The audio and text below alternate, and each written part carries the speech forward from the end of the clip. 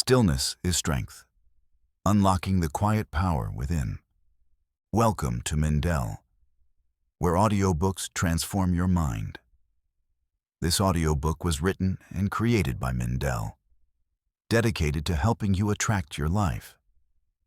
If you enjoy this content and want more audiobooks designed to inspire and elevate your mindset, make sure to subscribe to our channel.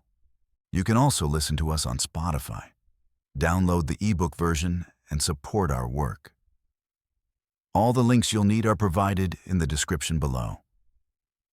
Now, sit back, relax, and let Mindell guide you toward attracting the life you desire. Introduction: Why stillness matters now more than ever. You've lived in a world of noise, notifications, chatter, opinions, scrolling. Every moment filled, every second stimulated. There's rarely a pause between thought and input, rarely a breath between action and reaction. But beneath the noise, there's a forgotten space, one that holds clarity, power, and deep truth. Stillness. This isn't about sitting cross-legged on a mountain or escaping your life. It's about reclaiming the inner ground, where you think clearly, feel deeply, and act intentionally. Stillness is not weakness. It's presence. It's leadership. It's freedom. When you stop chasing, rushing, and forcing, you begin to receive. You begin to lead. This audiobook is a quiet recalibration of your power. Not through noise, but through the sacred pause. Let's begin. Chapter 1. The Science of Stillness. Stillness isn't just spiritual, it's physiological. It changes your biology. When you pause, your heart rate slows, your breath deepens, your stress hormones begin to drop. You become less reactive, more centered. You stop operating in survival mode and begin creating from clarity. Studies show that just 2 minutes of silence activates the brain's default mode network, the system responsible for creativity, self-awareness, and emotional regulation. Silence improves focus, lowers blood pressure, and even helps regenerate brain cells in the hippocampus, the region tied to memory and learning. But beyond the data, you can feel it. You feel it when you step outside under the stars, when you take a deep breath and stop rushing, when the noise fades and something wiser rises. Stillness is the reset you didn't know you needed. It's the space where you stop surviving and start aligning. Chapter 2. How stillness builds self-awareness. You can't hear yourself if you're always consuming. Every podcast, every video, every opinion, no matter how insightful, drowns your own voice if you never take time to pause. Stillness brings you back to what you actually think, to how you actually feel, to who you actually are beneath the noise. Self-awareness isn't about journaling more. It's about learning to listen. Sit for 5 minutes. No input. Just breathe. What arises? What truth have you been avoiding? What have you been too busy to feel? Stillness doesn't just reveal your thoughts. It reveals your patterns. It shows you what you've been reacting to on autopilot. It gives you the power to respond, not just repeat. Start noticing where your mind goes when it's quiet. Which thoughts bring peace and which stir fear?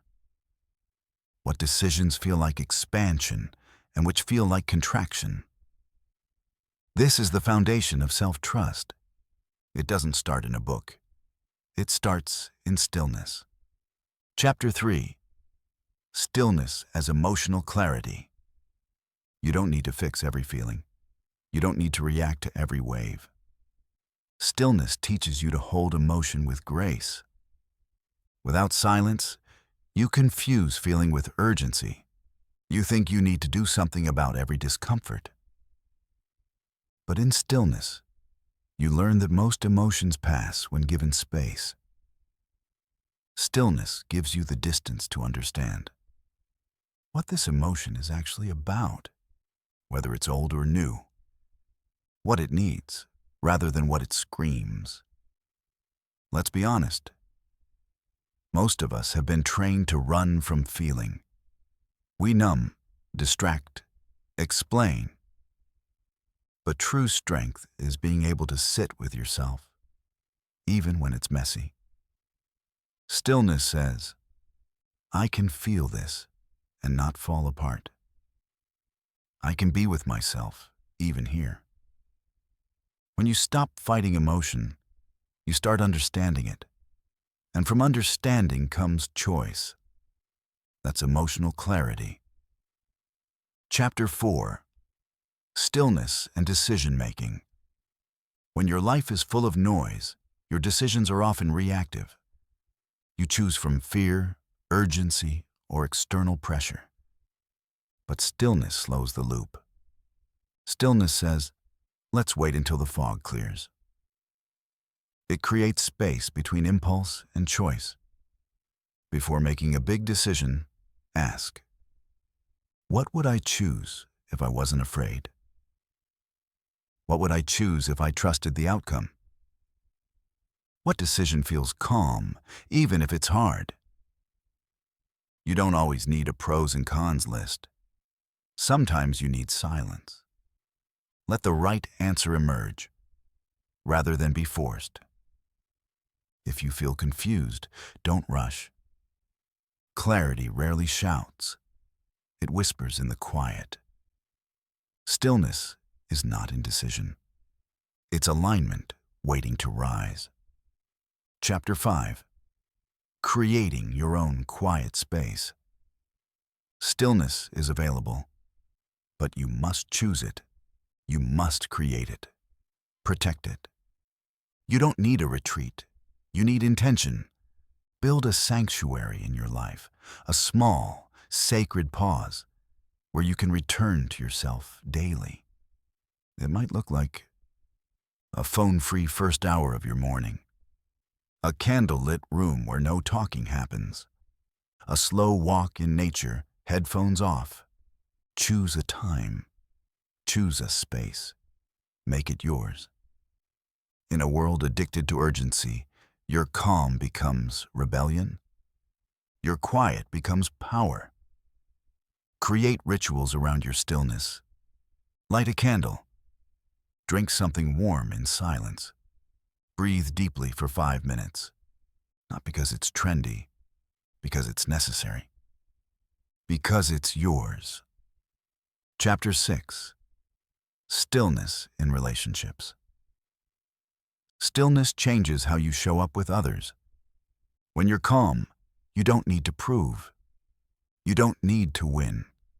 You don't need to react. Stillness gives you the power to listen, truly listen.